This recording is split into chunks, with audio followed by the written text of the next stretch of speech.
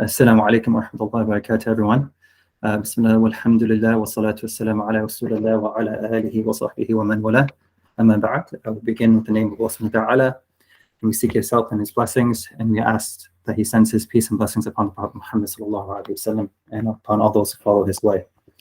Alhamdulillah, it's an honor and a blessing to be here with all of you. As was mentioned, inshallah, today the topic will be why does evil exist in the world?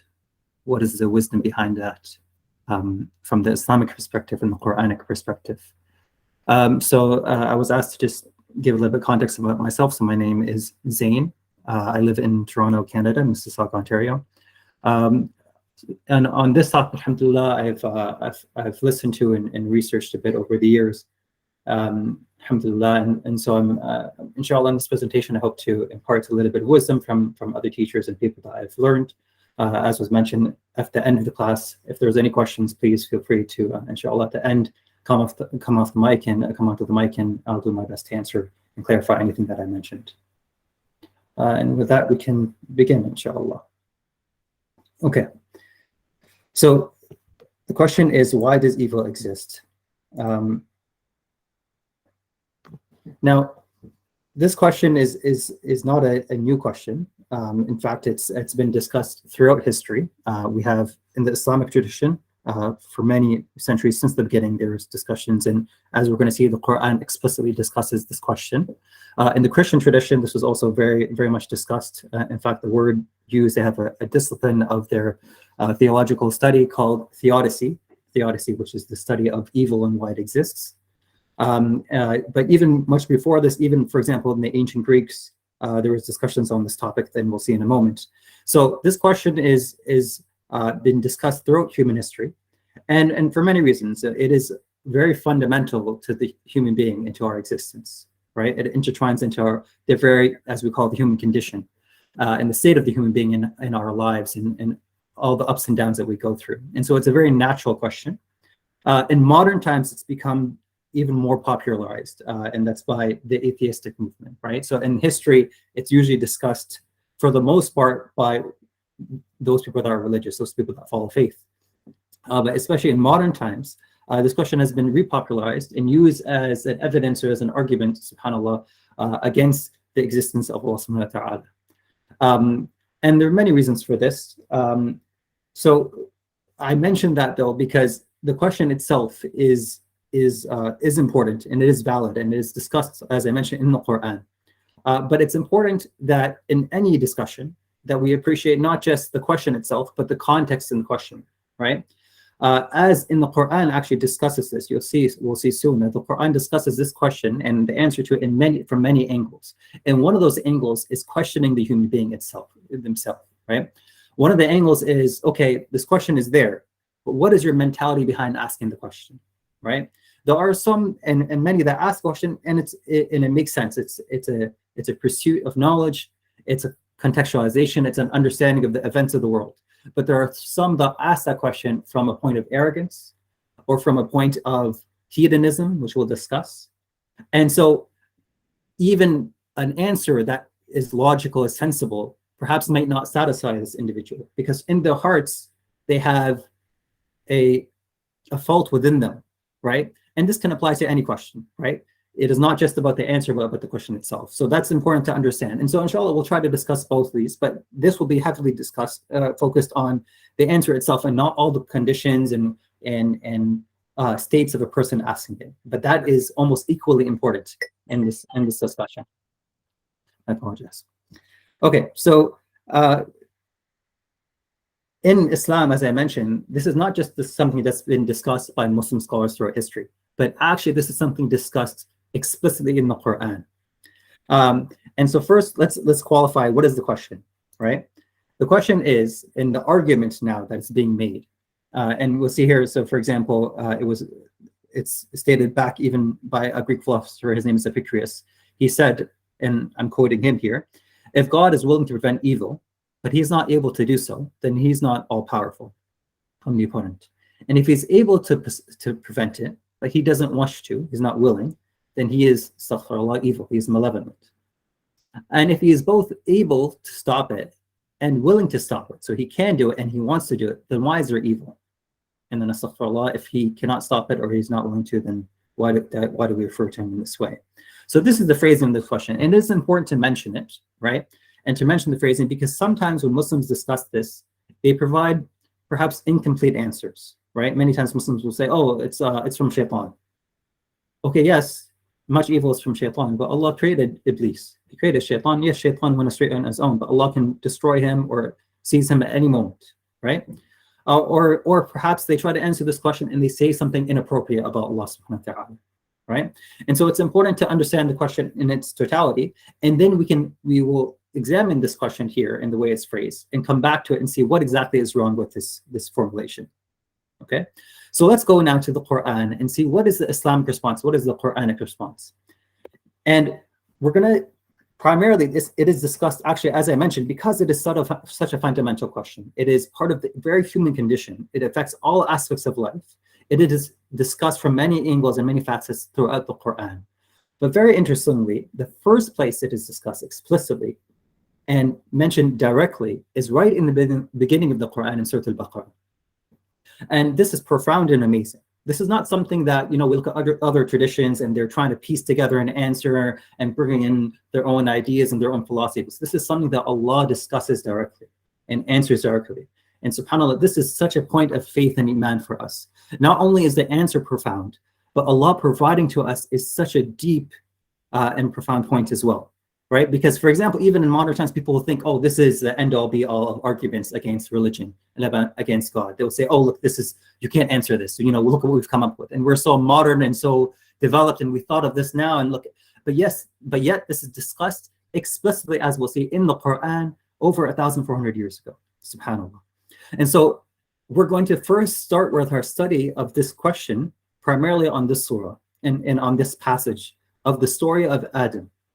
And we will discuss, and we're going to analyze it together, because I think there's a lot of power in that, letting the Quran speak for itself, not me just coming and philosophizing with you, pontificating, but actually reading through the Quran and seeing how it presents its answer.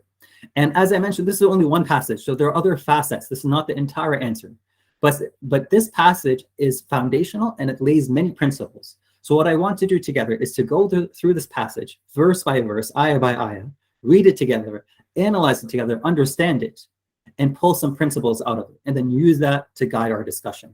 And I think that's very powerful, as we'll see. So as I mentioned, this is in Surah Al-Baqarah, at the very beginning of the Quran, on the sixth page of the Mus'haf, actually. Okay, and the interesting thing about the story of Adam that we're about to read is it actually occurs in multiple passages of the Quran. 6-7 times this story occurs. But each time that it's told with a different lesson in mind. And so therefore, the details shared about the story vary.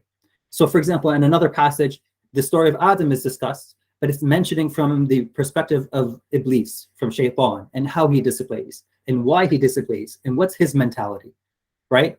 And in another passage, it's discussed, for example, how does Adam, as we're going to see, make his sin and his mistake? What was his motivation? How did he fall into the mistake? And another passage, it's discussing the angels and what's their role in all of this, and what's the scene being set. So each time, and this is a common theme in the Quran, that the same story is discussed in multiple places, but each time, subhanAllah, with a different theme in mind. And so different details about that story are mentioned, and other details are omitted. And by comparing them, you actually learn a lot as well.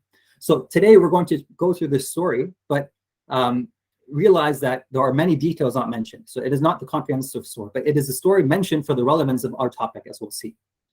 Okay, so let's go through the story together. Okay, so this is actually the ayah before the story, but I wanted to mention it first, and we'll come into the story, and we'll come back to this ayah. So the verse right before the story begins, the one that is transitioning from the last passage into this passage of the story of Adam, is هو الذي خلق لكم ما في الأرض جميعا ثم استوى إلى السماء فسواهن سبع سماوات وهو بكل شيء عليم. So it is he who created for you all that which is on the earth. Everything on the earth is fashioned and adjusted for the human being. Then he directed himself to the heavens and made them 7 heavens, and he is knowing of all things. So this earth, from the beginning of the formation, from billions of years ago, this earth was formed in a way that is suitable for humanity. And we'll come back to this ayah. So this is the transitioning ayah. Okay. Now the story begins. So Allah says in the Quran, again in Surah Al-Baqarah, وَإِذْ قَالَ رَبُّكَ لِلْمَلَائِكَةِ إِنِّي جَاعِلٌ فِي الْأَرْضِ خَلِيفَةً. And when your Lord said to the angels, indeed, I will place upon the earth a successive authority. Okay? So Allah is speaking to the angels. And again, in other surahs, it mentions, for example, the scene that's being said. This is a grand announcement through all the uncountable number of angels that are gathered together, and is announced. This is an announcement never unprecedented in our creation. And so he announces this grand announcement to the angels that indeed I'm going to make upon the earth a successive authority. Okay, now first, let's see here. Allah says he's going to make upon the earth. This is an important point. Now we know from the Christian story, the version of this story, it is viewed that Adam is put into paradise, as we're going to see, and then he makes a mistake and he falls from paradise. And this was almost not known by God. This was not the intention. And so coming to earth is a punishment. We'll see in this, but here right away, it's mentioned that indeed the human being is created to be put on earth. This is the goal for the human being, not to put in paradise. There is a wisdom for that we'll come to. But he is fashioned, as we saw right in the ayah before this, he is fashioned and made to be put on this earth. In not just any capacity, but as a khalifa, as a successive authority. So khalifa means that we have continuous successive control. Khalifa implies one after the other. And it implies that there is a role of responsibility. There is a position that is being taken, right? And this position, of course, is to establish what Allah wants on this earth, right? This is the role of the human being, to come down on this earth, to be successively here, and to take a position of control and authority. And of course, not in evil, but in goodness, and enacting the will of Allah upon this earth. So this is the first principle I want to extract from the story, and we'll keep going. And as we go, we'll keep extracting principles. So the first principle we see here is that the purpose of the human being is to be a khalifa, he is appointed by Allah, and the earth is fashioned for him, and he fashioned for the earth such that he has control of the earth. And he is supposed to use that control to establish what is pleasing to Allah. This is principle number one, and we'll come back to the importance of this, okay? But this is the first principle we get from this story. So then it continues, and the angels said, قَالُوا أَتَجْعَلُ فِيهَا مَنْ يُفْسِدُ فِيهَا وَيَسْفِكُ الدِّمَاءَ وَنَحْنُ نُسَبِّحُ بِحَمْدِكَ وَنُقَدِّسُ لَكَ. The angels, they say, are you going to place on it, will you place on it someone that causes corruption and bloodshed? Okay, they say, are you going to place on the earth someone that is going to kill and murder and corrupt everything? وَنَحْنُ نُسَبِّحُ بِحَمْدِكَ وَنُقَدِّسُ لَكَ. While we, the angels, are here, and all we do is we praise you and we sanctify you. All we do is tasbih. We're doing constant mention of your praise and glorifying you and sanctifying you. Okay, so let's understand this here. So first they mentioned, are you going to place a creation that's going to cause corruption and bloodshed? Now, the reason the angels know this, there's a bit of a discussion, but the reason the angels know this, one of the other meanings of the term khalifa is to come in place of someone else.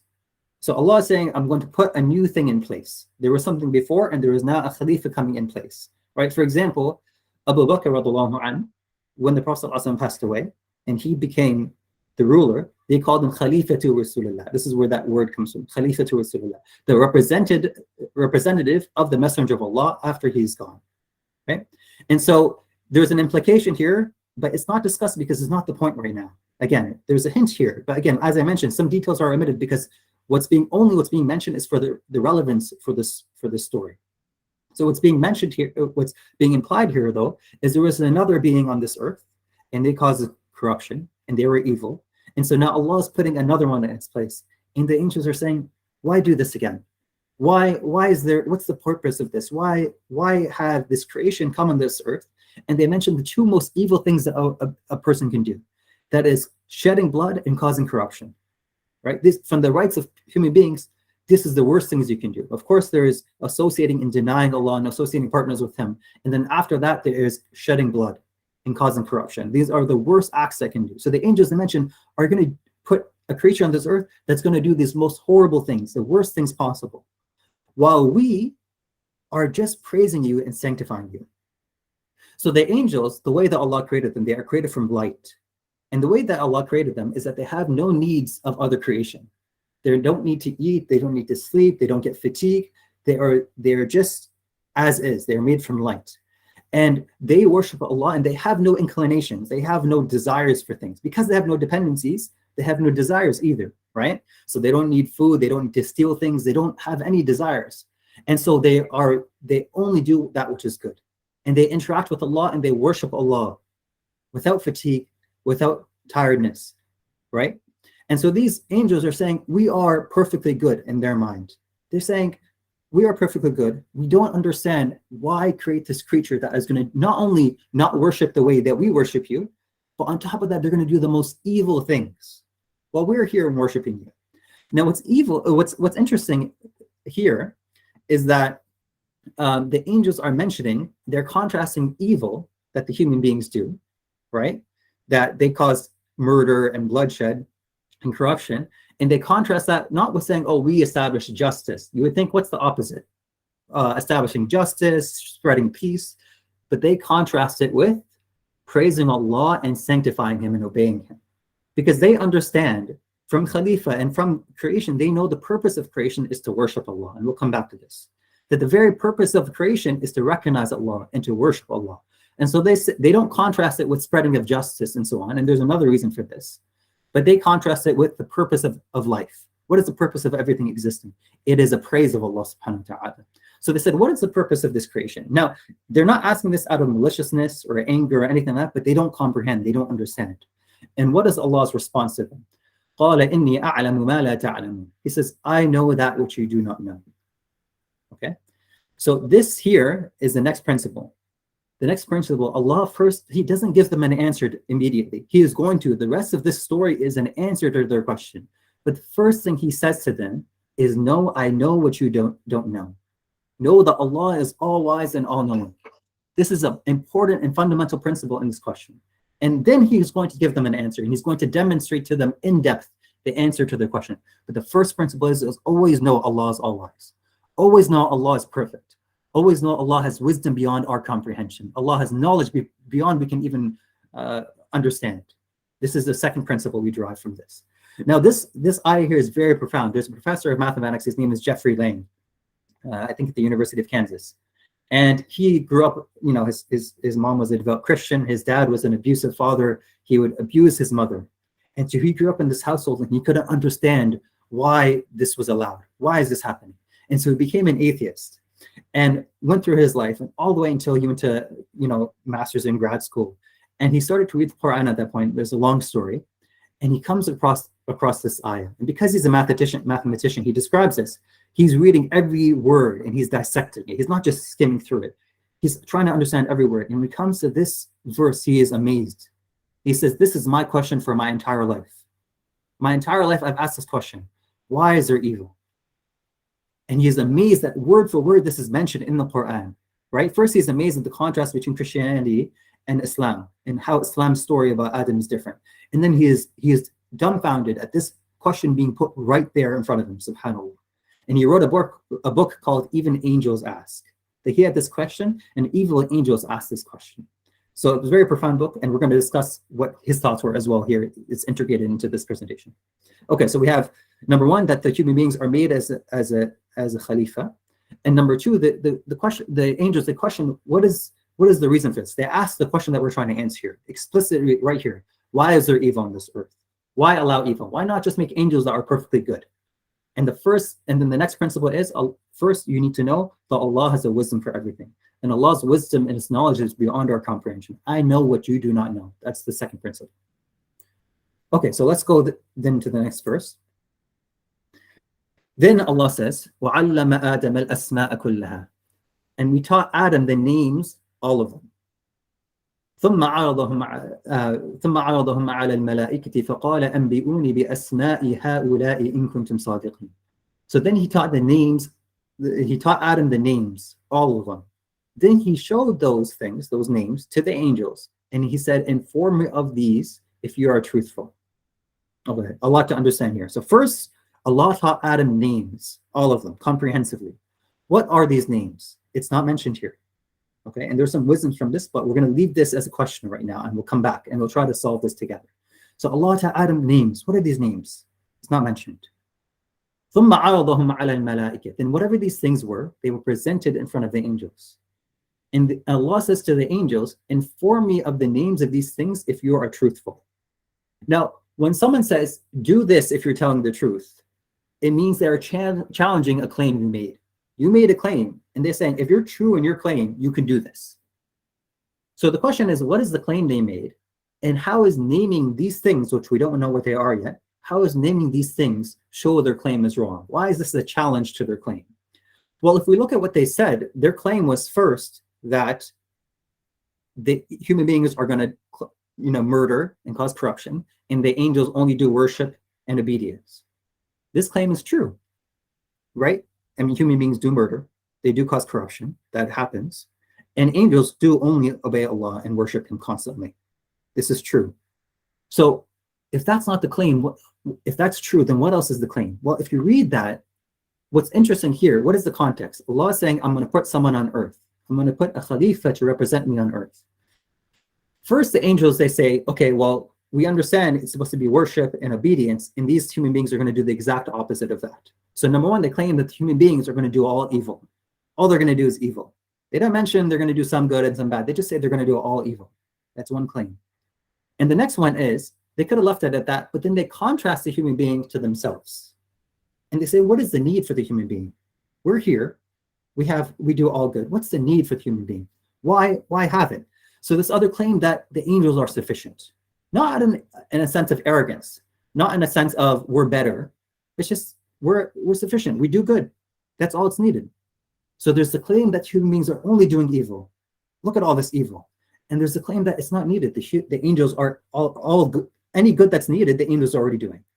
So Allah says, if this is true, then you'd be able to name these things. Very interesting. What does this mean? Let's see. So let's keep going and we'll come back to it. Oh, did my presentation stop? Can you guys still see the slides? I feel like it stopped.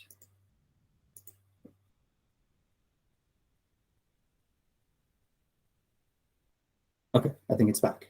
If there's any problems, please let me know. Okay.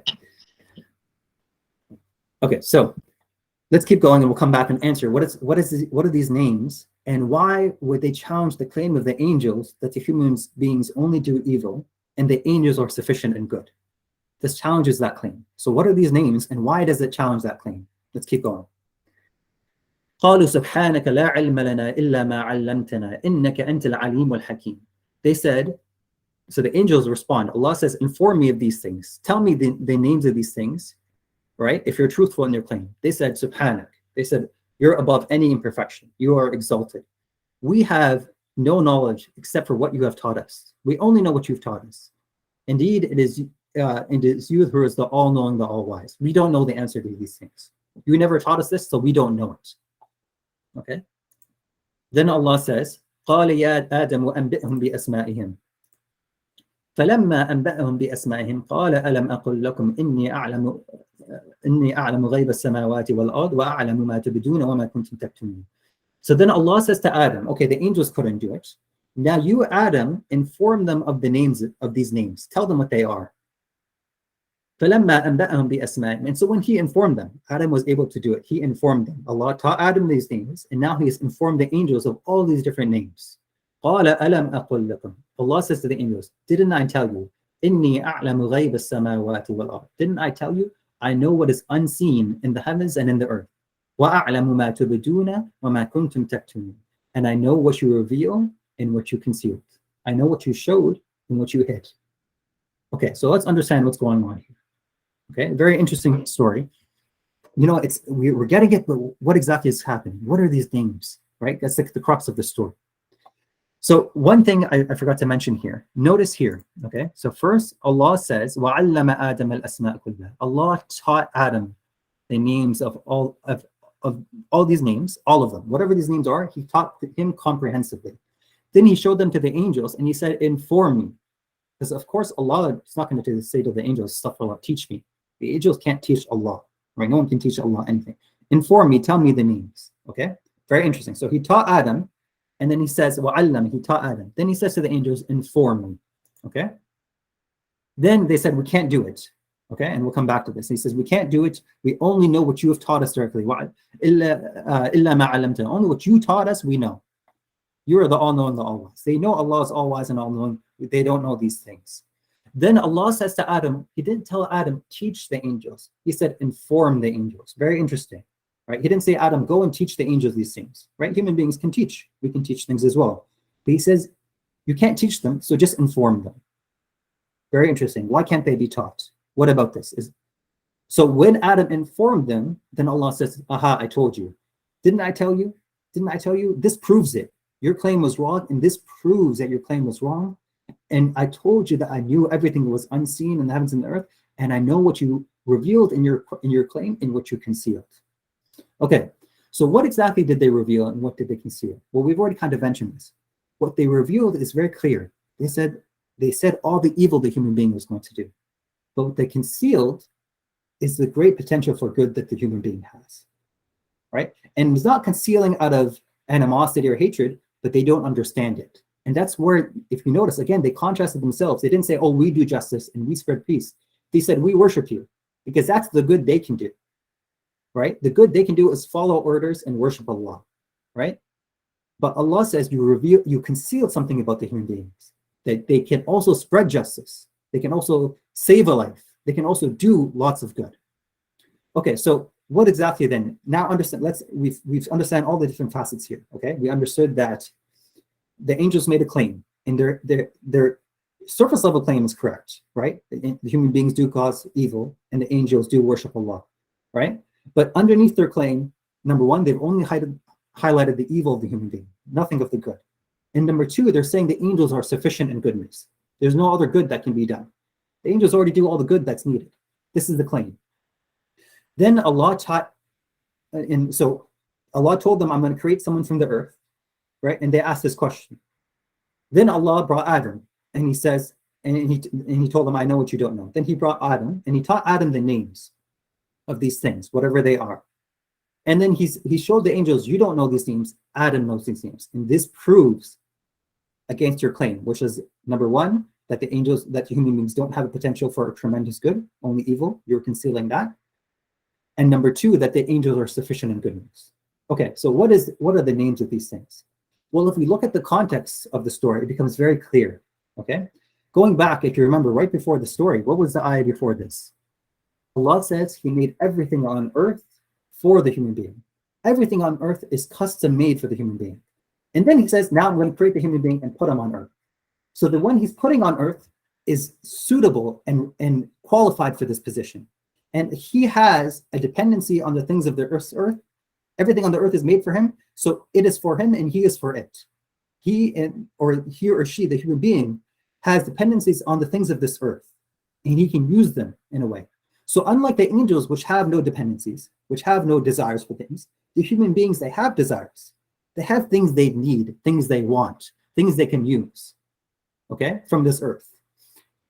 So that's one point.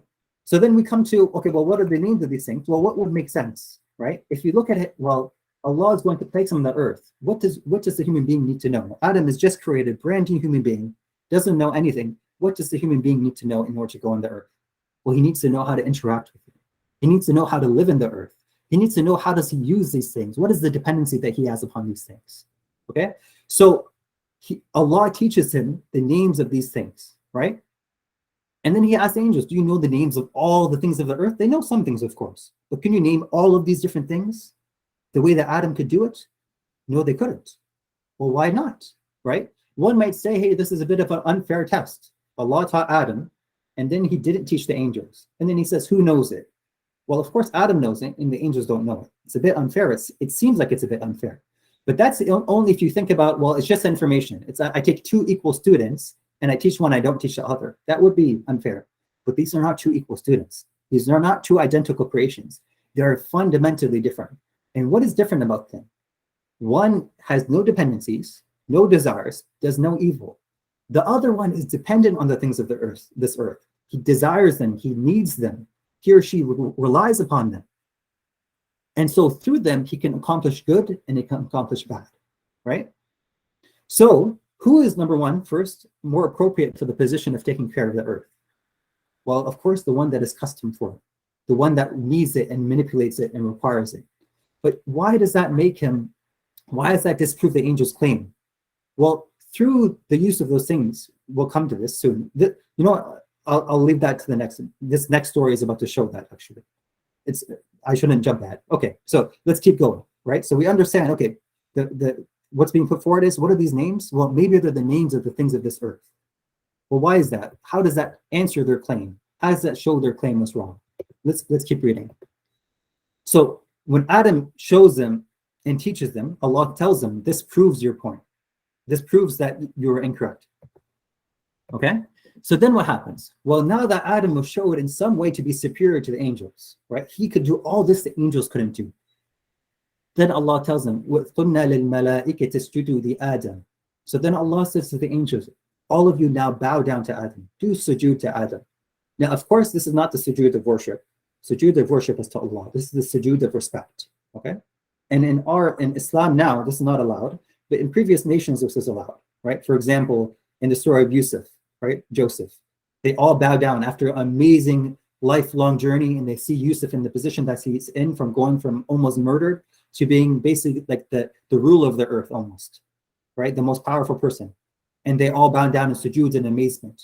So this sujood is not one of worship, but one of showing superiority, one of recognition, and one of also of servitude. When you do sujood to someone, you're submitting yourselves to them in a way that I'm going to help you. I'm going to serve you in some way, right? When we do sujood to Allah, we're not just praising and worshiping Allah, we're saying we are your servants, right? So of course, this sujood is not saying we're your slaves, but we're saying we will serve you in what you need, right? We respect you, you're superior, and we will help you in what you need. So Allah says, I have shown his superiority now through these names, okay?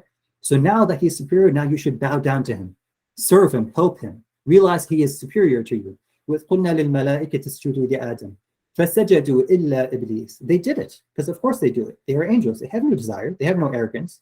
They recognize he's more knowledgeable than us. He is greater than us. So they do the sujood. إِلَّا إِبْلِيسَ.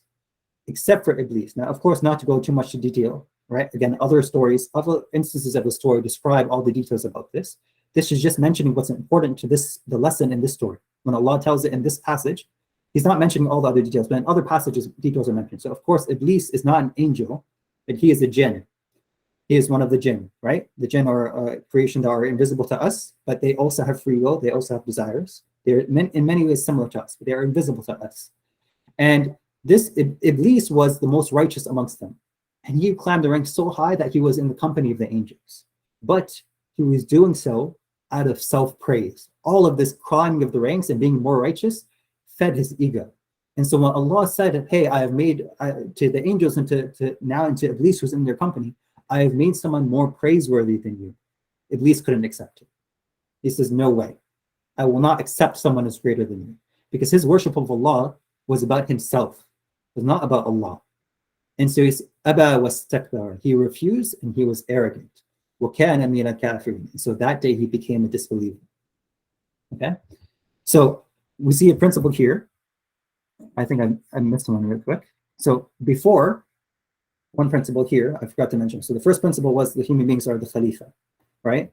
The second principle we extracted was Allah is all-wise and has a wisdom behind everything, whether we comprehend or not. The third principle is that we learn from Adam, and we're going to come to this, but Adam has been given all the tools to be Khalifa of this earth. Everything is suitable for Adam to succeed. He is made for this earth is made for him. Allah taught him the names of the things of this earth, right? All of them, so he could use them, so he can interact with them. Not just the name, but what does that name mean? What is the purpose of this thing? And even through this name, that's, by the way, on a tangent, the language of human beings. The first language taught to human beings is by Allah directly to Adam. And this is the foundation of all languages that develop afterwards from this, right? So this is the third principle. Human beings are catered for this earth and are given every tool and every ability and every environment to be a Khalifa of this earth. They are perfectly suited for this job. The fourth principle is, we see in this verse, the two influences. We see the angels bow down to Adam. We will serve you. We will help you. You are superior. We recognize that. We're here to serve you, to help you, to assist you. But Iblis rejects. And by rejecting his service, he is implying the opposite. Not only does he not want to serve Adam, he is arrogant and he will try to defeat Adam. He will try to ruin Adam.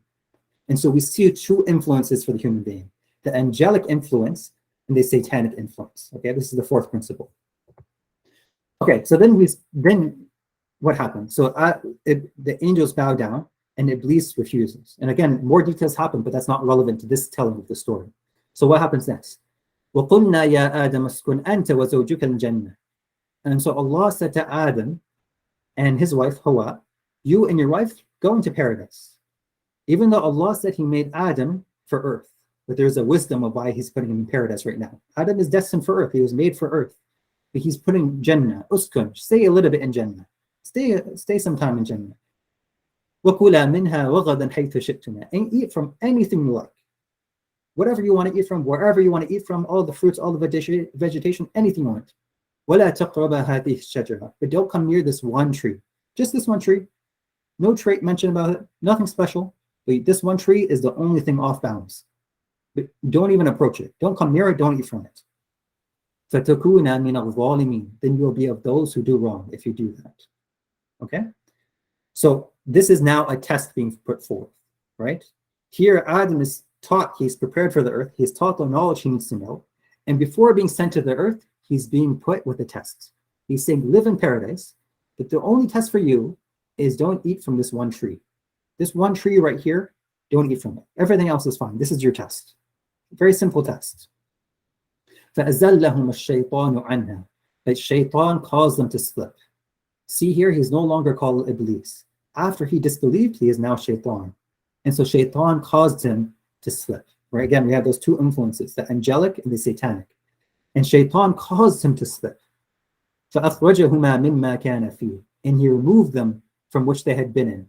He removed them from their condition. Right? He caused their removal. وَقُلْنَا اهْبِطُوا بَعْضُكُمْ لِبَعْضٍ عَدُوٌّ. Now all of you go down and you will have enemies amongst each other. Amongst shaitan, even amongst human beings, you will have enemies.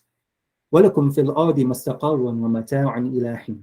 And you will be placed upon the earth for just a short period of time. And you'll live there for some time.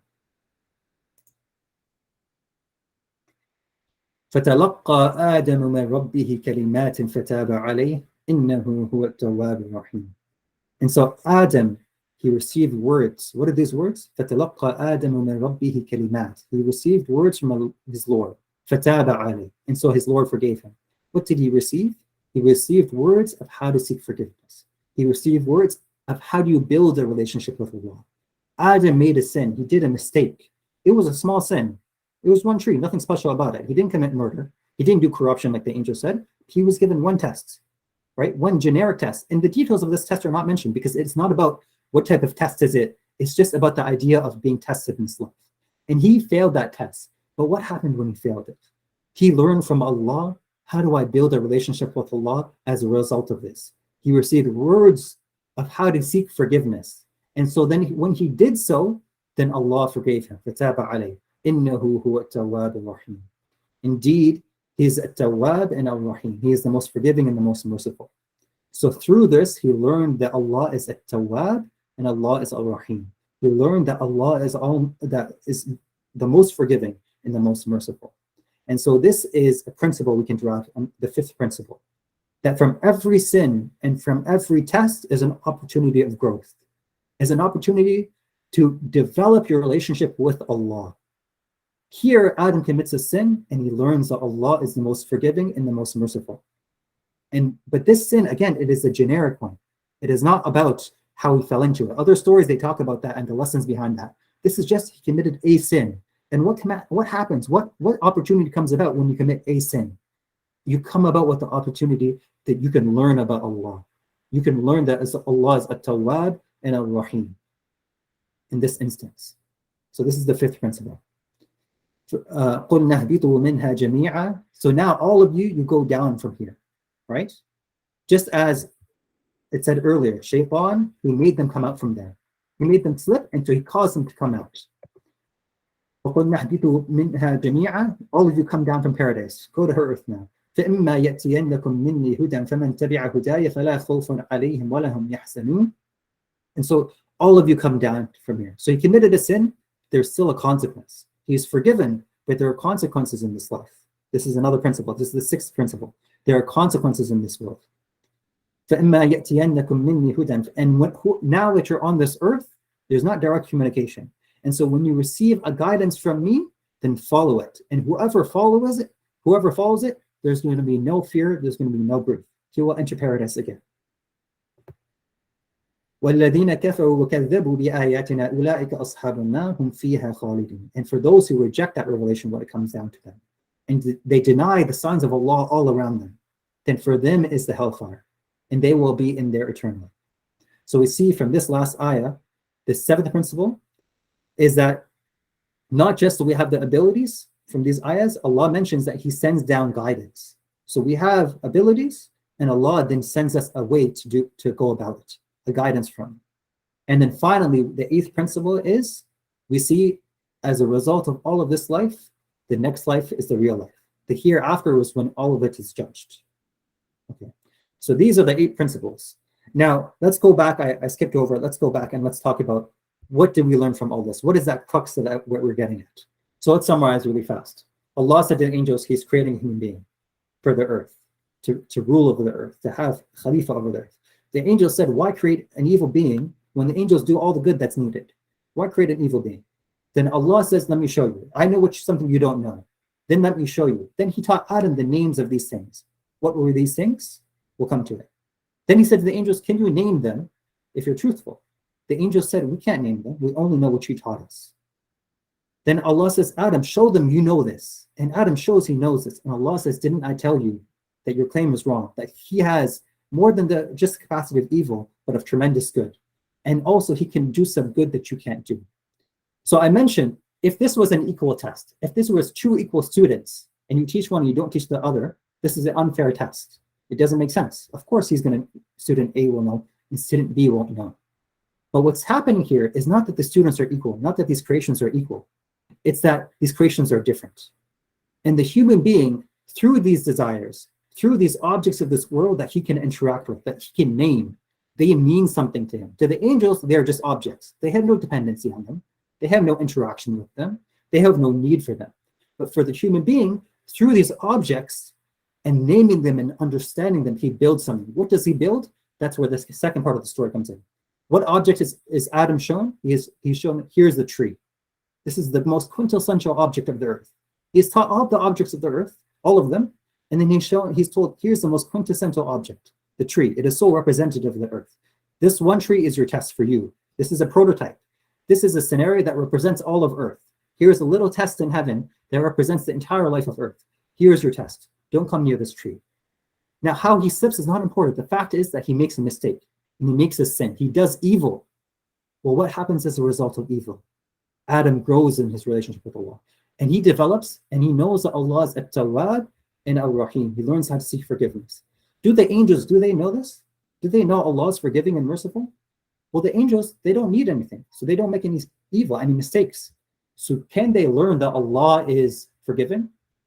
Not really. They don't really understand what that means. They see it, but they don't experience it. They don't really understand Allah is forgiving. Allah is merciful and forgiving because they never make any mistakes. They have no need for the objects of the earth. But the human being, by needing the objects of their earth, and by doing good with them, and yes, doing some bad with them, doing some evil with them, and making a mistake, they then have the opportunity to repent from that, to improve from that, to grow from that, and to develop a relationship with Allah that the angels could not do. So the angels were right. The purpose of life, they understood. We worship you, we praise you. What else is there? Yes, the purpose of life is to worship Allah. But in what way?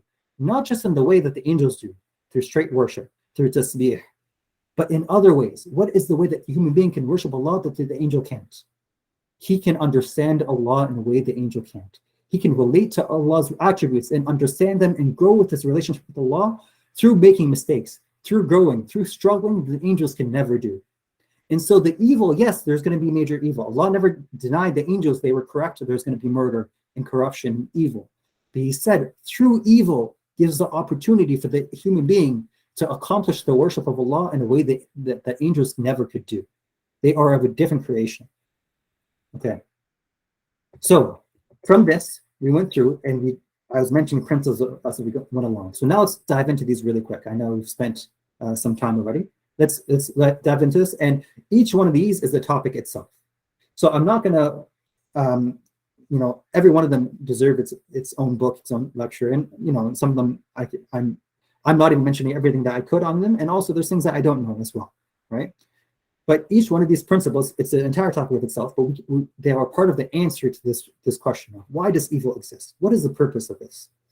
So let's go by each principle that we learn one by one, and we'll see how this story is foundational, and we'll see how it relates to the other passages in the Quran. Okay, so the first principle mentioned is purpose, right? So we said there's a purpose, there's the Khalifa. We said Allah emphasized that He knows everything first, before telling them the answer. Then we mentioned that human being is suitable for the earth. He knows the objects of the earth.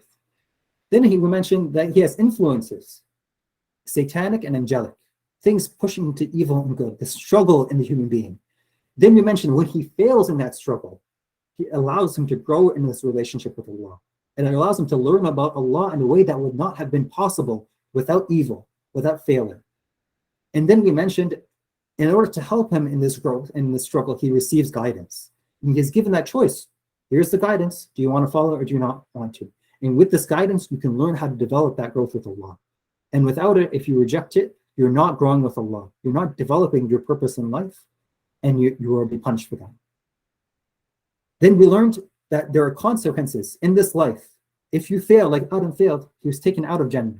When we fail, there are consequences in this life. And then finally, there are more importantly, consequences in the next life. There's a hereafter to all of this, where everything will be accounted for. So let's now go through these and see how this helps us understand this question of why does evil exist? What's the purpose of this? Is there wisdom behind it? So let's go into each one of these, but briefly, because we don't have time to delve into each one. Okay, so the first one is the purpose. This is a very fundamental point, okay? And it's so amazing that the story starts with this. We see the angels, they mentioned that they contrasted the evil the human being did with the fact that they worship Allah, because they understood the purpose is not, it's at the end to worship Allah and praise Allah. In their minds, that worship is limited to tasbih, to obedience. They didn't understand the other type of worship that Adam could do. But this is very important. When answering this question, sometimes people ask this question from a perspective of hedonism. What is hedonism? Hedonism is self-fulfillment. The goal of my life is to make myself as pleasurable and as happy as possible, and for everyone to be as pleasurable and happy as possible. This is the reason we exist. And so if that is the definition of your purpose in life, no struggle is ever justifiable.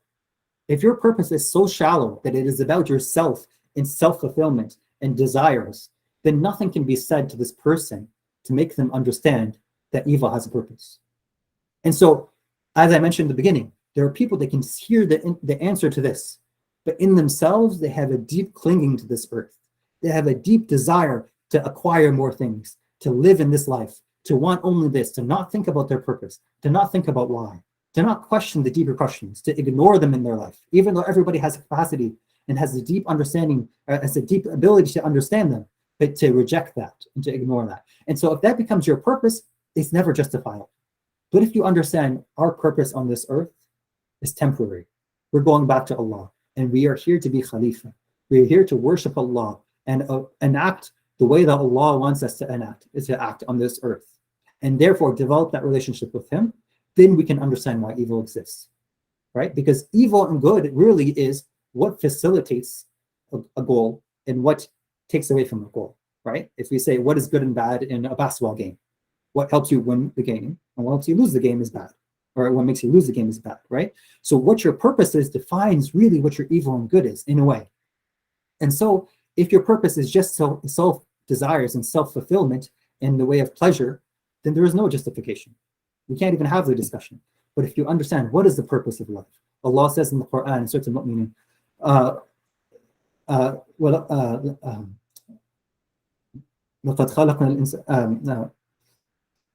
I did not create the jinns. I apologize, the ayah stuck in my mind. The Arabic stuck in my mind. I did not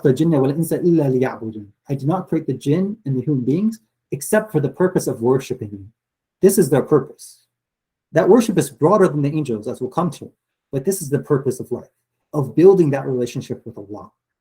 And that is a fundamental point that helps guide the entire discussion. What does that mean exactly? How do we worship Allah? Allah says in Surah Al-Talaq that Allah is the one who created the seven heavens and the earth in similar number, and then a command descends between them so that you may know that Allah sends revelation and He sends His command down. And so, for what reason? That you may know that Allah is the most capable of everything. Allah encompasses all things. The purpose of all this is for us to know Allah and worship Allah and build that intimate and personal relationship with Allah that only we can do as human beings. That the angels, they have a relationship with Allah in a different capacity. So this is point number one, very fundamental. Because when you talk to somebody that the only purpose in their life, all of their life is about happiness and fulfillment, and any struggle is evil, then how can you help this person? How can we have the discussion? And that doesn't invalidate the question. Even believers, they may ask this question. The angels, they ask this question, right? But if you're coming from that purpose, it can never be answered. You have to understand the true purpose of life. You have to have a coherent purpose of why you exist, not a baseless purpose of self-fulfillment and hedonism. That was the first principle line, Khalifa. The second one, Allah first answered the angels before showing them that comprehensive answer of those two incidents of teaching the names and then with the tree. These two incidents to answer their question. He first tells them, always know that Allah is all wise. This is very important. Again, when you speak to somebody, if they don't have the proper understanding of Allah, they cannot answer this, right? Sometimes we've spoken to people about this, and I feel like they don't really know that Allah is all powerful. They don't understand Allah is all wise. Allah could He could set even two atoms. I'm not saying this is the way the world works, but He could set two atoms 1 billion years ago to collide and result in something today if He wanted to. I'm not saying that, some people, they say everything is set from the beginning. No, Allah is involved in our creation. But Allah can do the most intimate. His knowledge and His wisdom is beyond our comprehension. And this is an important principle, and we'll come back to this. Because although we're going to talk about what evil is and why it exists and so on, we give these principles. When you come to a specific evil, we gain some wisdoms. But can we ever know every single wisdom behind it?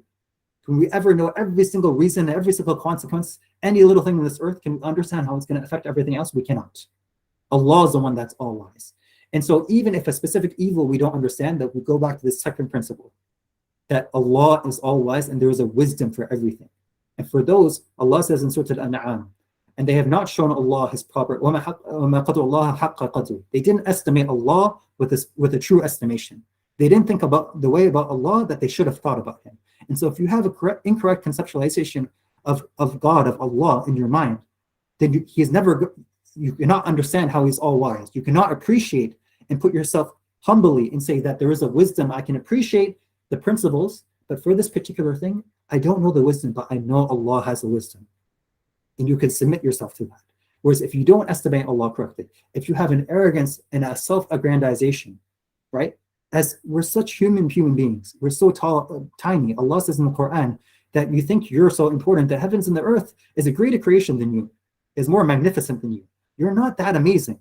The human being is amazing, but don't think over-aggrandize yourself. We cannot conceptualize and understand the reaction and the result of every little thing. And so that's why before Allah answers the angels, He tells them the first thing you need to know is Allah always knows. Allah is the all-wise. Allah is the all-knowledgeable beyond our comprehension. What He shares with us is so little, it's not even a drop in an ocean. And so Allah has a wisdom behind everything. And so these many ayats, I'm just conscious of time, so I won't read all the ayats. I'm conscious of time about this. But we know, for example, in Surah An-Nisa, Allah says, know that everything is from Allah. Any evil or good that comes, all of it is from Allah. It's not just Allah is not aware of it. It's not Allah is not knowing of it. Allah knows everything that occurs. Everything is from Allah. And He knows all of that is unseen. Not even a leaf falls without His knowledge. Every single thing Allah knows and He can account for. And we have to humble ourselves. Allah says, وَعَسَىٰ أَن تَكْرَهُوا شَيْئًا وَهُوَ خَيْرٌ لَكُمْ وَعَسَىٰ أَن تُحِبُّوا شَيْئًا وَهُوَ شَرٌّ لَكُمْ وَاللَّهُ يَعْلَمُ وَأَنتُمْ لَا تَعْلَمُونَ. And perhaps something is good for you, but you hate it. And perhaps something is actually bad for you, but you love it. Allah knows and you don't know. We have to put ourselves in our place. Without this, we can never, again, it's not to say there's no answer, but the answer is not going to say we're going to have a book. Every single thing that occurs in life here's the wisdom behind every single thing. No. Allah has wisdom that we don't know. This is the second principle. The third principle here, suitability. Allah made Adam and the human being by extension suitable for this earth, accustomed to this earth. Everything on earth is customized for him. And then he taught Adam everything he needs to know to live on this earth. This earth is so perfect for the human being, so malleable to him. And so Allah says, for example, in Surah Ibrahim, and he has granted all that you ask for him. Everything you need on this earth is given to you. If you were to try to count Allah's blessing, you would never be able to count them. It is innumerable. But indeed, the human being is ungrateful. You know, if we're like the angels, they asked that question, and they hid the goodness of the human being. If we hide, understanding the blessings, and not again, them, they don't have any maliciousness. They didn't hide it out of being evil, but they didn't really get it, so they didn't mention it. They didn't mention the good the human being can do. That was what they were concealing, right? But if we understand all of the blessings that we have, it is innumerable. If we understand how we are catered for this earth, Allah has put the human being in a position to succeed. We have all the things of the earth. We have, as we mentioned, the guidance coming down to us. We have speech that Allah has blessed us and that no other creation on this earth has, no animal has, right? We are destined for this earth to work with it, to develop with it. And so we need to understand this, right? Again, if we become like the angels and we just get amazed by the evil, we miss all the blessings. This will also detriment to us from understanding the wisdom of Allah, right? Allah says in the Quran to the Prophet ﷺ, say to them, good and evil are not the same. Khabith, the good and disgusting things, evil, are not the same. Even though you might be amazed, kathrat al-khabith, you might be amazed at how prevalent and abundant and how incomprehensible the evil is. There are things that happen that are so of magnitude, we are shocked by it. And that is a natural thing. But even though that happens, know that evil and good are not the same. That good always outweighs. Good is always more. Even if at moments we are shocked by the evil, there is always more good in this world. And this is important to understand. If we think, like the angels said in that moment, only focusing on the evil. And many people, they do this. You try to speak to them. Yes, but I went through this in my life. Yes, but why this and by why that? And they never mention anything good. Everything is a hyper focus on evil. And if you even try to mention, but this evil, I'm not. If they were at least fair and they mentioned the good, yes, so much good in the world, and there's this evil, and they really mentioned it, you can have a conversation. But if you're, as the angels made the mistake, if you just focus on the evil and never even acknowledge Allah's goodness, never even acknowledge how we're so suitable for this earth is so available to us to use in goodness, that Allah has blessed us in an incountable number of ways. If you don't recognize that, you can't have the discussion, right? Your mind is blocked off, and so you can't appreciate the wisdoms. Okay, so that is the third principle. The fourth principle is influences. We saw this here. Allah told the angels, commanded the angels to bow down, and Iblis refused. And we saw the angels will serve Adam and help him. And Iblis and shayateen and jinn, and not all jinn, but shayateen, they are going to negatively. We have the angelic influence and the shaitanic influence. This is a whole topic of its own. I don't want to go too far down this. But Allah created the human being naturally good, with the fitrah. Every human being, every baby, a baby is not born evil. They're born understanding what mercy is, understanding the love, understanding compassion, understanding justice, understanding Allah, praising anyone that is worthy of praise. And they get corrupted over time. But this is built in the human being. And within them, they also have the desire for things. They have this nafs that is impulsive. And so they have this goodness naturally in them, in this impulsiveness and this desire for things that can turn evil in them. And then they are given influences in this world. They are tested with angelic influences and satanic influences. Things that push them to good and things that push them to evil. And the human being has this natural goodness within them. But they have to then choose, do I fulfill my desires through evil, or do I accomplish good in the world? These are the influences. And again, this is a whole topic in and of itself. So this is the fourth principle. Now, the fifth principle and the crux of the matter. This is honestly, if this is a 10-minute presentation, I will just say this point. This is the crux of it. I'm mentioning everything to be comprehensive, but this is the key. Okay, so knowing all this, knowing what the purpose in life is, that is fundamental, right? The purpose in life is not just pleasure all the time. That is part of life. Islam is not depressing. That is part of life, but it's not the purpose of life, right? The purpose of life is for us to worship Allah by being Khalifa on this earth, knowing that Allah has wisdom that we do not even comprehend. Everything has a wisdom behind it. Allah is all knowledgeable. We can barely account for things in this world, right? And we have to accept that. Not to say we don't need an answer. This is the answer coming. but we have to be humble and accept that there is wisdoms beyond our comprehension as a principle. Then number 3, that the human being is then tested in this world, and he has influences. He's put in a positive. He has the world that is suited to him. The earth is made for him. He has a fitrah. He has a natural inclination to know Allah, to do good, to be merciful and be just, to be just. Otherwise, the world will not function. If human beings were not good and they could go either way at any time, right, just from birth, the world would be dysfunctional. Human beings are functional as a society, as humanity, because we are default good within us, right? And this can break down in many instances. I'm not saying that, but the default human being is goodness, and then they are shown paths of good and evil. In this, they are tested in this life. Okay, so then what is the purpose of that test? Why is it okay that evil exists? Because we know, as the angels said, they asked the question because they know Allah does not want evil. Allah does not want corruption on this earth, bloodshed on this earth. So then why is it here? The purpose of evil is to allow for growth. And this is the answer and justification. We'll come to this. So again, Allah created this life as a test for the human being. He told us we're going down here for a short time, right? Allah says in Surah Al-Mulk, He created death and life as a test for you to see who's going to do good deeds. That He made everything on earth as beautiful for us, adornment for us, desiring for us, in order to test which one is going to be best in deeds. And that every human being, he is tested with good and is evil, and with evil. And then we will all be returned to Allah. So we are tested in this life. Okay, so why is that? What is the purpose of that? And why does that justify evil existing? Allah says that the purpose in life we see here in these ayat, and there, again, every one of these topics, there's so many references. I had to just pick a few, right? So this is entwined with the human being, the human condition throughout the Quran. But we see here, Allah says, for example, in Surah Al-Balad, that Allah made, وَلَقَدْ خَلَقْنَا الْإِنسَانَ فِي كَبَدٍ. We made the human being struggling. Why? What is the purpose of the human being struggling in life? Continuing in this surah, أَلَمْ نَجْعَلْ لَهُ عَيْنَيْنِ. Did we not create for him 2 eyes, and a tongue, and lips, and then we showed him 2 ways? Every human being knows this. Every person, there's nobody who doesn't know what goodness is, right? They may do evil and they justify it to themselves, but they know what goodness is. Every human being, we have shown them 2 paths. The path of good, of righteousness, and the path of evil and rejection. And if only they had attempted the challenging path. The good path is the challenging path. أَلَمْ نَجْعَلْ لَهُمْ عَيْنَيْنِ وَلِسَانًا وَشَفَتَيْنِ وَهَدَيْنَاهُ النَّجْدَيْنِ فَلَقْتَحَمَ الْعَقَبَةَ. Al-Aqaba, the challenging path. It requires effort and toil.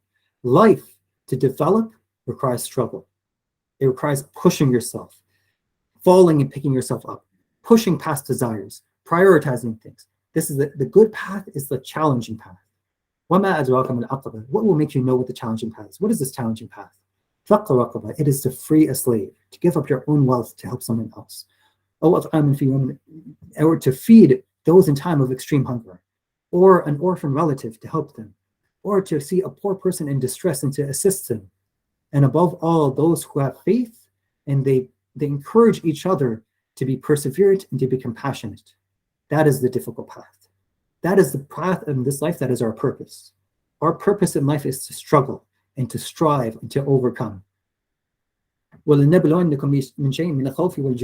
Indeed, Allah says He's going to test us with fear and hunger and loss of wealth and even death and loss of life and hunger and loss of provisions. And even our provisions and our output will be wasted. But give glad tidings to those who in those trials, they persevere. They learn sabr. Those who when a disaster strikes them, they said, we came from Allah, we're going back to Allah. This life is temporary. We are here to strive. So what does this do, this striving? What does it develop? As mentioned in that story, subhanAllah, so succinctly in that story. When we strive and we struggle, when we make a mistake, when we are tested, we have the opportunity to learn about Allah subhanahu wa ta'ala. We have the opportunity to grow within our relationship with Allah. And so through our sinning and our mistakes and our struggles and our striving, we develop an understanding about who Allah is. And we see this in the scripture. The Prophet ﷺ says, Allah grants mercy to those who are merciful. If you're merciful, Allah will grant mercy to you. Be merciful to those who are on earth. The one who is above the heavens will be merciful to you. Your mercy is connected to Allah's mercy. You being merciful makes you understand What is mercy, right? I mean, how does the angel understand how to be forgiving of somebody, how to be merciful for someone when they have no need for it? They can give anything and they don't even, I can give you money. They have no need for it. They have no desire for it. How does that develop anything in them? But for the human being, when they are merciful, when they're compassionate, when they self-sacrifice, when they are merciful to others, they understand what does it mean to be merciful. They can understand it. And by understanding what it means to be merciful, they understand who is the one who is all merciful, the most merciful, right? The Prophet ﷺ says, amazing is the situation for the believer. Anything that happens to him is good. And that is only for the believer, right? There are people that fail in this test, but for the person who understands, they see everything in the world as an opportunity. When something good happens to them, they are grateful, and that is good for them. And when something bad happens to them, they endure with patience, and that is good for them. Every state for the believer who understands the purpose of this life, who understands the struggle in this life, develops them, and it is good for them. And so we're constantly linked with our choices and our struggle to our relationship with Allah. And so what happens is, through every struggle in this life, it links us with Allah. When we see poverty, either if we experience poverty, how else do we appreciate Allah being merciful to us and being generous to us, unless we know what it means not to have, right? If everybody had everything all the time, Allah mentions this in the Quran, if everybody had everything of this world, if it gave every believer everything they wanted, how would they be grateful to Allah? They would never know what it means not to have. If poverty never happened, how would someone know what it means to be generous to someone else? And so when they learn to be generous to someone who's in poverty, they then understand what it means, what generosity means. And then they can understand who is the most generous, right? If someone is not wronged, when someone is wronged, and then they choose to forgive somebody, they then understand what does forgiveness mean. Without that, you can never understand what does it mean to be forgiving. And so when they understand what it means to be forgiving, they understand who is the one who is the most forgiving, Al-Ghafur. They understand who is Allah. When someone is oppressed and they have to strive against this for justice, they understand what justice is, and then they understand who is the one that is the most just, Al-Adl. When someone needs to help spread peace in the land, they understand what peace means, and then they understand who is the one who's the source of all peace, As-Salam. When someone sins and they need forgiveness, and they ask Allah's forgiveness, then they understand what does it mean for Allah to forgive them. And so they understand Al-Rahman, Al-Ghafur, Al-Ghaffar. Every attribute of Allah links to every aspect of our life. Through our life, we experience all of our struggles, every evil, every goodness, every trial. And in every single thing, there is an opportunity to know Allah. And the very purpose of our existence is to worship Allah by knowing Him in a way that the angels could never know Him. They have no dependencies, they have no trials, they have no evil, so they can never, they understand Allah is more knowing than them. We heard them say, Ya Allah, you are all knowing, all wise. They know Allah, they experience that, but do they experience forgiveness? Do they experience striving for justice? Do they experience seeking Allah's pardon? They don't experience these things, so they can never worship Allah completely. But the human being worships Allah by so many of His attributes, because he, through these tests and trials, through this evil existing, both good and evil, but it's through the evil existing, he has the opportunity to grow. And not just grow, but in reality, infinite growth. Because no matter how generous you are never as generous as Allah. So you always have an opportunity to increase in your generosity and therefore increase in your understanding of Allah. So this pathway of all these traits is a never-ending path. The more you tread on it, the more you understand Allah, but the more you can keep going and understanding Allah more, because Allah is infinite and we are finite. Allah is all-powerful, all-knowing, all-wise. We have some wisdom, some knowledge. And so every experience in this life, whether it is to emulate the attributes of Allah. Ibn al-Qayyim, he mentions this. We have some attributes of Allah, we emulate them. We emulate that Allah is merciful, we try to be merciful. That Allah is forgiving, we try to be forgiving. That Allah is just, we try to be just. That Allah can punish the disbelievers or the oppressors, then we try to bring justice to those people as well. When we do those things, we understand who Allah is and we develop in them. And so in all of our life, we go through this, right? But Allah is the most wise. Allah knows everything. And part of the purpose of this life is Allah can't just give us every test and say, here's all the results of this. There's no struggle then. If Allah says, this is going to happen to you, and this and this and this is how you do it, and this is the purpose of everything, and so don't worry, and all of that. No, Allah is the most wise. And God's wisdom necessitates that there is a wisdom behind everything that exists. And his wisdom necessitates that there is evils that exist for profound reasons. In our life, evils exist to all of us for wisdoms behind every one of them. But there is wisdom in the fact that in order for life to truly be a trial, for us truly to be tested by it, some wisdoms we can't know. We can't know, we understand the principles of it all. We see some wisdoms, but we can't know all of every single thing. How, number one, we couldn't even comprehend it, how everything affects everything else. But it's a necessity for us to truly be tested, to not know all of the answers, to not have every comprehended ability, to be clear in our minds 100%. As soon as we're tested, it's so clear and we have no difficulty in that test, because then there's no development. And so Allah tests us with things, and he discloses some wisdoms of us to us to help us understand it, and some wisdoms he doesn't to help us struggle through it. And so this is the purpose in our life, because the purpose in our life is to worship Allah. That is the reason everything exists. And the purpose of the human being is to worship Allah by knowing him. And the way that we know him and all his different attributes is through that struggle and that comprehension.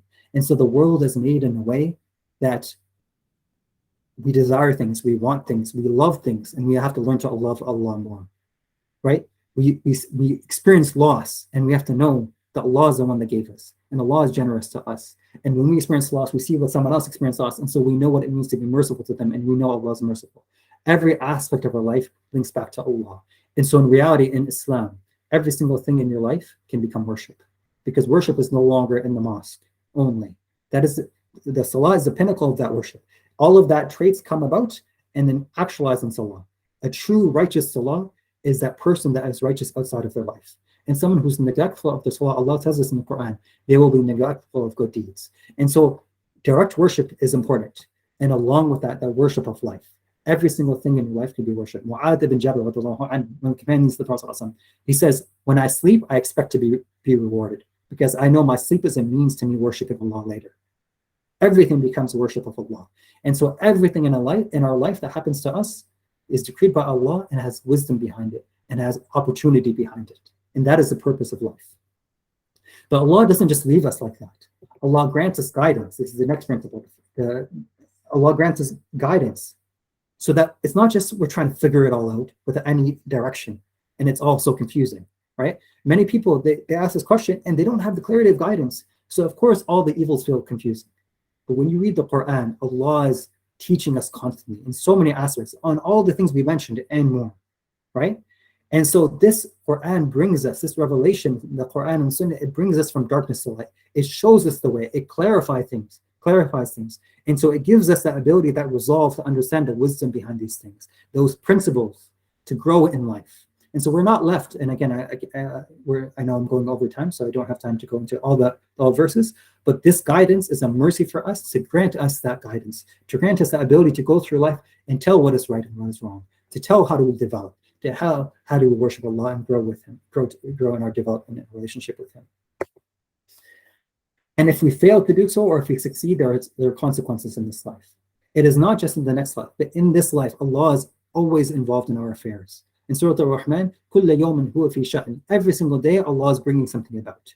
It is not as some other religions believe, Allah just said it and it is. Allah is always there with us. No test is given to us except that we can bear it. Even the greatest of calamities. The Prophet ﷺ says that the prophets are the most tested of all people. And you guys been to the lectures before us about the life of the Prophet ﷺ and all the calamities he went through. Most of his children passing, orphaned multiple times, stoned, attempted assassination, attacked. The prophets are tested the most, the Prophet said. And then those similar to them, and then those similar to them. Because the greatest of human beings are those that have struggled the most, and so their character is the greatest. And everybody understands this. Every movie you watch, every story you see is that hero's journey, that journey of struggle, that journey of development. We all appreciate that is the most praiseworthy person. That is the purpose of life, the one who can come out of all those struggles and triumph over them and develop and become honorable. And so in this life, Allah pushes us in different ways with consequences, right? When we do evil or we do good, there are some consequences to that in this life. And those push us and those encourage us, and Allah is sending us signs. There are signs in this creation, but signs to us to redirect us, to push us in the right way. But the true result is in the afterlife. And this is the last principle. The true result is in the end life. If this was, because there is never perfect justice in this life. There's never perfect accounting in this life. This life is, we are, as a person, we are like a traveler. We're going on a journey, we stop at a tree, we get some provisions, and then we move on. When you read the Quran, all it does, subhanAllah, like 1/3 of it is just reorienting you to realize this is not the real life. Allah says in the Quran that the world life is just play and amusement. It's just a time of enjoyment. But al-akhiratu huwa al-hayawan. That is the real life, right? This life, Ali radiallahu anhu, when the companions of the Prophet and the son-in-law of the Prophet, he says people are sleeping and when they die, they wake up. This life is like a dream, right? All the struggles, they are tough, they are difficult. But when you wake up, you'll realize that's the real life, right? The Prophet says on the day of resurrection, when people who have suffered affliction are given their reward, those who were spared, those who didn't get that much calamity in their life, they will wish that they were cut to pieces so that they saw that reward. They will wish that they were given more opportunities, more suffering, so that Allah rewards them in this next life. So they develop more because they realize, man, that life was like nothing, right? The Prophet said that the person who is tested the most in this dunya, can you imagine who is tested the most in this life? The most tested person in all of human history will be brought, and Allah subhanahu wa ta'ala will take him and he will dip him into Jannah. He will tell the angel, dip him into Jannah. He will be dipped for a moment into Jannah and taken out. And he will be asked, did you experience any difficulty in your life? And he'll say nothing. I never had a moment of difficulty. Jannah will wipe out all of that. It's not that he doesn't remember it, but it's as if it's nothing, right? All of the struggles and the difficulties we go through this life, yes, they are so hard on us, but realize in the next life, the moment we pass over, for the righteous soul, it was all worth it. It is the real life. No one complains, people, they talk about evil and suffering, but everyone understands, oh, maybe the child goes through a little bit of difficulty to develop them. We appreciate that, right? And it's understandable. We struggle with the big calamities, with the oppression, with the murder, with earthquakes, with disasters. We struggle with this. But realize, just as we look at like a little struggle for a child, in the afterlife, all of this was those little struggles. All of this will be worth it. All of this will be like a dream. Did that happen? Yeah, it happened, but wow, this is what this life is. The afterlife is our real life. And when you read the Quran, all it does is reorient you. You read the passages, and it's reorienting you, making you realize this is not the real life. And that is the real life, and this life is here to fulfill our purpose to get to that. So those are the summaries those are the 8 principles we learn. So if we're to summarize, our purpose in life is to worship Allah subhanahu wa ta'ala.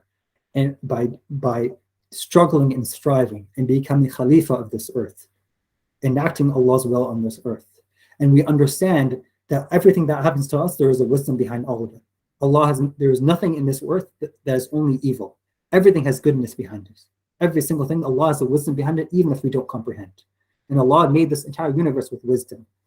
And so we understand that in that, Allah made the human being for this earth and suitable for it. He gave him influences, but he gave him the suitability to succeed. He made the earth malleable to him, made for him.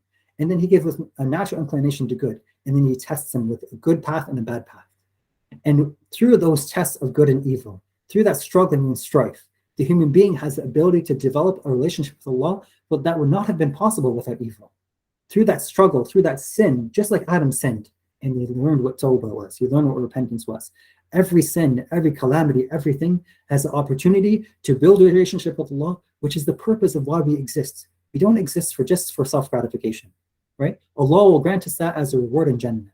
The purpose of life, that the only one that makes sense, and this is not a topic on purpose of life, that could be another lecture, but the only purpose that is coherent, that gives life true purpose, is that relationship with Allah, that building that relationship with Allah.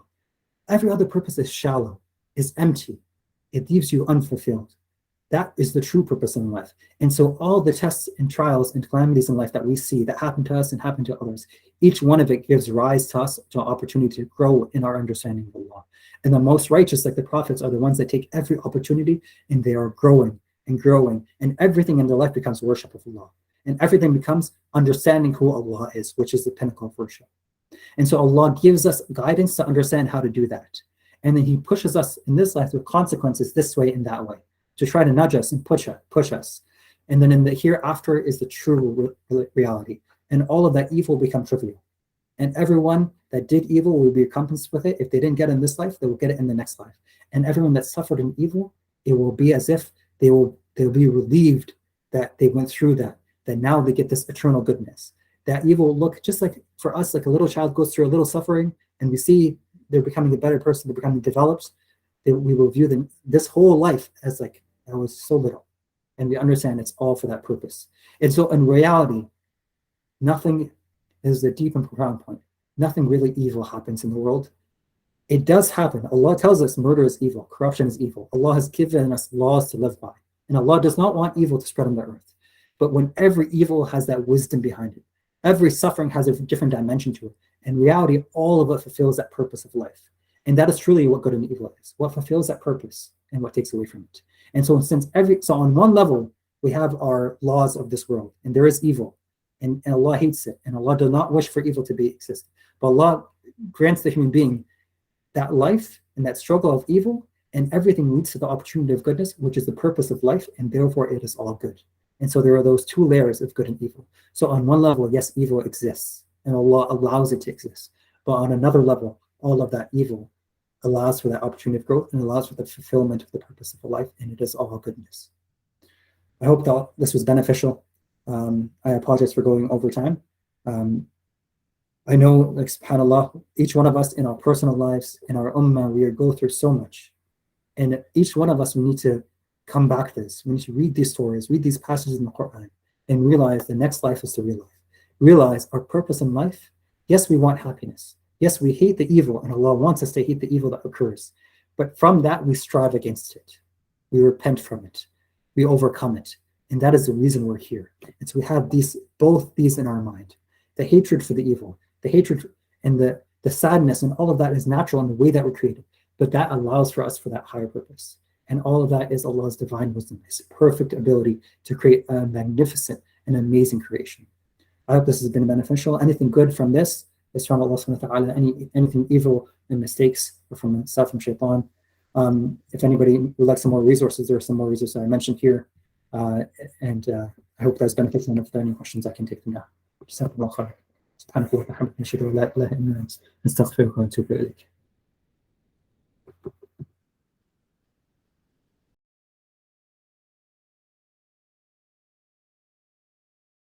So, for example, here in the story, we saw that Allah taught Adam the language, right? Before, he didn't have words, and Allah taught him language, right? Through this.